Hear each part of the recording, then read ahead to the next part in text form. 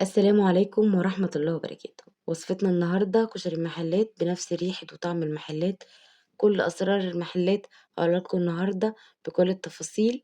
انسوا بقى خالص الحلة الواحدة والكلام ده كله. النهاردة أقول لكم الكشري ازاي بيتعمل في المحلات بكل أسراره. كلنا طبعا ما بنختلفش في الرأي عن كشري المحلات. النهاردة أقول لكم جميع أسرار محلات الكشري في وصفتنا النهاردة. وما تنسوش لو أول مرة تشوفوني تفعلوا زر الاشتراك، الزر الأحمر تحت الفيديو، ولايك للفيديو لو عجبكم. وما تنسوش تفعلوا زر الجرس عشان يوصلكوا جميع وصفاتي. فيديو النهاردة كمان هقول لكم فيه ازاي تعملوا الشطة الزيت بالطريقة دي، وكمان سر ونكهة الصلصة بتاعتها، وقرمشة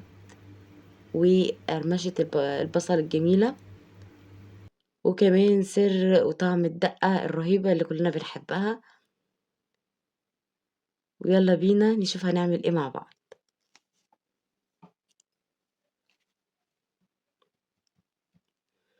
اول حاجة انا غسلت الحمص ونقعته، وبعد كده صفيته واحطه في مية، واحط عليها كمون وملح، وكمان بصلاية صغيرة زي ما هي كده عشان نقدر بعد كده نشيلها ونصفيها. وكده خلصنا من الحمص. نخش بقى على العدس، والعدس برضك مش هنحط حاجة فيه كتير، هي مية، وبرضك غسلناه الأول وصفيناه، وهنحط مية وهنحطه على النار لحد ما يستوي. هنجهز بقى المكرونة، وهحط مكرونة مش صغيرة خالص، وكمان مكرونة اسباجيتي، وهبتدي اقطعها لقطع صغيرة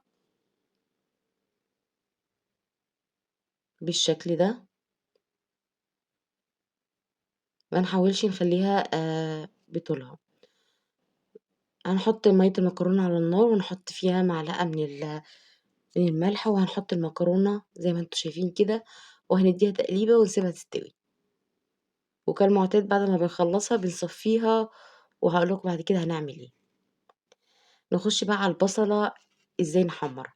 هنحط زيت غزير على النار، وهنقطع البصل كده شرايح، وهنبتدي ننزل بيه في الزيت.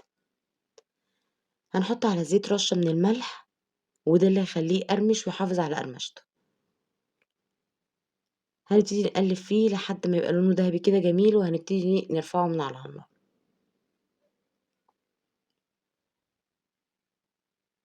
شايفين بقى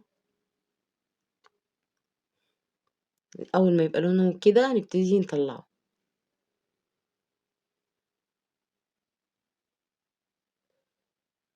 شايفين صوت القرمشة.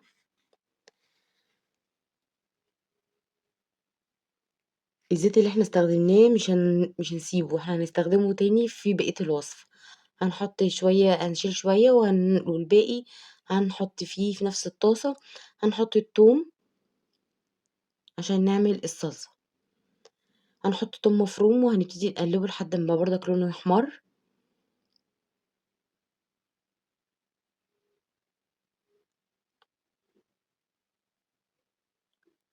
يبقى لونه ذهبي بالشكل دوت. هننزل ب آه 4 معالق من الخل، وهنقلبها بالشكل ده. وبعد كده ننزل بصلصة الطماطم، ما نصفيهاش، صلصة الطماطم مش متصفية يعني. وهنقلبها بالشكل ده، وهنغطيها لحد ما تتسبك. ومش عايزينها تتسبك ان هي تبقى تقيلة، لا تبقى فيها شوية كده خفيفة شوية. هنبتدي نحط بقى في الاخر خالص، بنحط الملح والفلفل الاسود، ورشة صغيرة خالص على حرف المعلقة كده كزبرة ناشفة.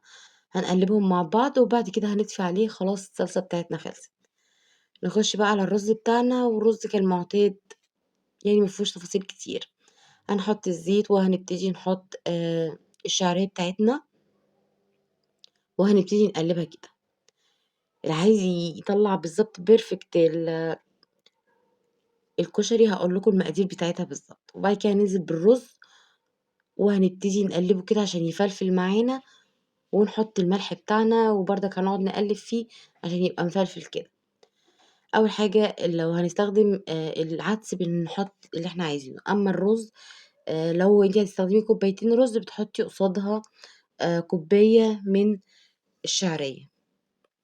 هنبتدي نغطّي الرز كده بالمَيّة ومقادير يعني مقادير المَيّة بالضبط نفس مقدار الرز، يعني عايرتي كوبايتين رز بتحطّي كوبايتين مَيّة، وبعد أمّا يغلي بنبتدي نوطّي عليه خالص لحد أمّا يستوي معانا، شايفين بيطلع مفلفل كده وجميل أوي، ولونه كمان أبيض وفاتح وده اللي إحنا عايزينه. المكرونة بعد ما سلقناها وصفيناها وشطفناها سيبناها تتصفى خالص من مَيّتها والزيت اللي إحنا شيلناه على جنب، هنبتدي نحط عليه شوية، شوية كده ونبتدي نقلّبه علشان ما يبقاش ماسك في بعضيه كده ومنشّي، يبقى كلّه مفلفل بردك كده معانا وجميل، وفي نفس الوقت كمان نكهة الزيت اللي فيه اللي إحنا محمّرين فيه البصلة منكّيينه بالبصل يعني بيدّي له نكهة جميلة جدًا، بردك نفس الزيت هنستخدمه بقى ونعمل بيه الشطة، الزيت اللي إحنا بنحبها كلّنا، هنبتدي نحط الزيت بردك زيت غزير وبنحط فيه الشطة بتاعتنا، وبنبتدي نقلّبه كده لازم على نار هادية، ما حدّش لمّا ييجي يحمّر الشطة ما حدّش يعلّي النار عشان ما تتحرقش مننا وتدّينا نكهة وحشة. هنبتدي كده نقلّبها لحد أمّا نحس إن الزيت نَفْسه بقى لونه محمِر، يعني الزيت أحمَر معانا، يعني لونه بقى أحمر من الشطة، شايفين؟ شايفين المعلقة لونها أحمَر كده من الشطة، بعد كده هننزل بمعلقتين من الخل، واحدة، واحدة كده علشان ما يفورش ويبهدل لنا الدنيا. آخر حاجة خالص باحطها معلقة من الصلصة بتاعة الكشري اللي إحنا عملناه، وبس يا دوبك يغلي غلوتين وبنبتدي نقفل عليه، شايفين شكله بقى عامل إزاي؟ نخش بقى على العدس بعد أمّا استوى وصفيناه من المَيّة بتاعته، هنبتدي ننكّهه بقى ونحط فيه الملح والكمون ونكتّر الكمون فيه، وده بردك سر من أسرار إن هُم بيحطّوا عليه كمون حتى من برّه كده بيبقوا مغلّفينه بالكمون، وهنبتدي ندّي له تقليبة بالشكل ده نقلّبه كويس، وخلاص كده خلصنا من العدس. نيجي بقى نروح نعمل الدقة، الدقة سهلة جدًا، توم، ملح وكمون